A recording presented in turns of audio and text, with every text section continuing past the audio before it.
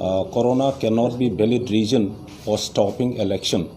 যি সময়ত অহা 28 তাৰিখত ৰাজস্থানে পঞ্চায়ত ইলেকশ্যন পাতিবলৈ সাজু কৰি আছে আৰু যি সময়ত বিহাৰত এছেম্বলি ইলেকশ্যন অন টাইম কৰাৰ যা কৰি আছে, যি সময়ত কৰোনাৰ হাইষ্ট নাম্বাৰ ছাপাৰ হোৱা আমেৰিকা যি কাণ্ট্ৰিত যে আমেৰিকান প্ৰেচিডেণ্টত ইলেকশ্যন কৰাৰ কাৰণে যা চলি আছে,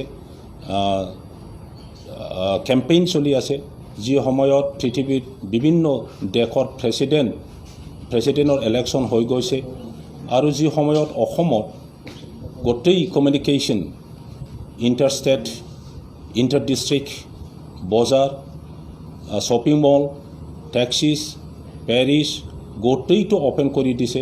যি সময়ত আসাম চৰকাৰে স্কুল কলেজবোৰ খুলি দিয়াৰ যা কৰি আছে, এইটো সময়ত অসমৰ এজন ছিনিয়ৰ আৰু মষ্ট ৰেছপনচিবল মিনিষ্টাৰ তেখেতে যিটো ষ্টেটমেণ্ট দিলে যে BTC ইলেকশ্যন কৰিলে বঙাইগাঁও, বৰপেটা ওচৰ চুবুৰীয়াত থকা অসমৰ মানুহসকলে এই BTC ইলেকশ্যন যদি কৰে তেতিয়াহ'লে কৰোনাৰ ছাফাৰ কৰিব আৰু হস্পিটেলবোৰত অক্সিজেনৰ অভাৱ হ'ব।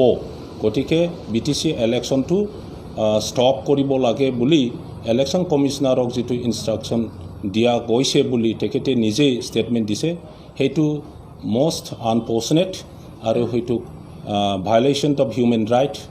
BTCৰ যিমানবোৰ BTC বাকী আছে তেখেতসকলৰ যিটো গণতান্ত্ৰিক অধিকাৰ, এই অধিকাৰটো তেখেতে ভায়লেট কৰিছে। যেনেকৈ ইম্প'জ কৰিলে গভৰ্ণৰ ৰুল কৰিলে, যিদিনাখনৰ পৰা গভৰ্ণৰ ৰুল হৈ গ'ল, ইয়াৰ পৰা এতিয়ালৈকে 1 পইচাৰ BTC অঞ্চলৰ উন্নয়নৰ কাম কৰা হোৱা নাই।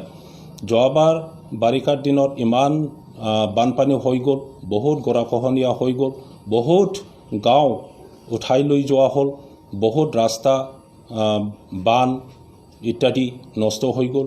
ইয়াত মেৰামতি বা কনষ্ট্ৰাকশ্যনৰ কাম একো নহ'ল। ইয়াৰ কোনো ধৰণৰ গভৰ্ণমেণ্টৰ ডেভেলপমেণ্টৰ কাম আমি দেখিবলৈ পোৱা নগ'ল।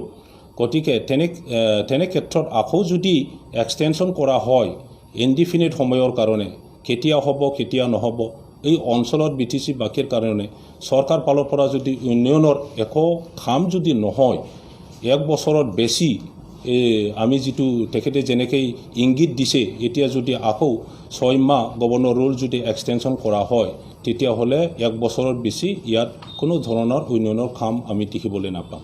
গতিকে আমাৰ উন্নয়নৰ এগেইনষ্ট যিটো ডিচিশ্যন, আমাৰ ডেম'ক্ৰেটিক ৰাইট, ইয়াৰ এগেইনষ্ট ডিচিশ্যনটো আমি দুখ প্ৰকাশ কৰিছোঁ আৰু ভাৰত চৰকাৰ, honourable prime minister, honourable home minister আৰু সকলো ইণ্টেলেকচুৱেল, অসমৰ ইণ্টেলেকচুৱেলসকল আৰু ভাৰতৰ ইণ্টেলেকচুৱেলসকলক আমি আহ্বান জনাওঁ যে তেনেকুৱা অগণতান্ত্ৰিক ডিচিশ্যনৰ এগেইনষ্টত যেন সকলোৱে মাত মাতে আৰু BTC ইলেকশ্যনখন সময়মতে গভৰ্ণৰ ৰুল এক্সপায়াৰ হোৱাৰ আগতে অক্টোবৰ মাহৰ within the mid of October ইলেকশ্যনটো যেন পাতে আৰু গণতান্ত্ৰিক চৰকাৰ BTCত যেন ফৰ্ম কৰিবলৈ দিয়ে।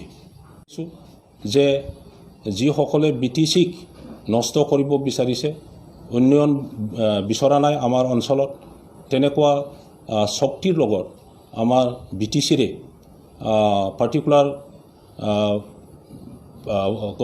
পলিটিকেল পাৰ্টি UPPL আৰু UPPLৰ মানুহসকলে যেনেকৈ গভৰ্ণৰ ৰুল লাগে বুলি তেখেতসকলে দাবী কৰি পেলাই গভৰ্ণৰ ৰুল কৰিলে, এতিয়া তেখেতসকলৰ ডিচিশ্যনৰ ৰং ডিচিশ্যনৰ কাৰণে গোটেই BTC বাকীয়ে যে ছাফাৰ কৰিব লগা হ'ল আৰু ইনডিফিনিট সময়ৰ কাৰণে যেতিয়া ইলেকশ্যন নহ'ল, ইয়াত গণতান্ত্ৰিক ছিষ্টেম চৰকাৰৰ দ্বাৰা যে কাম কৰিব লাগে, এই বস্তুটো গোটেই BTC বাকীয়ে মানে দেখিবলৈ নাপাব।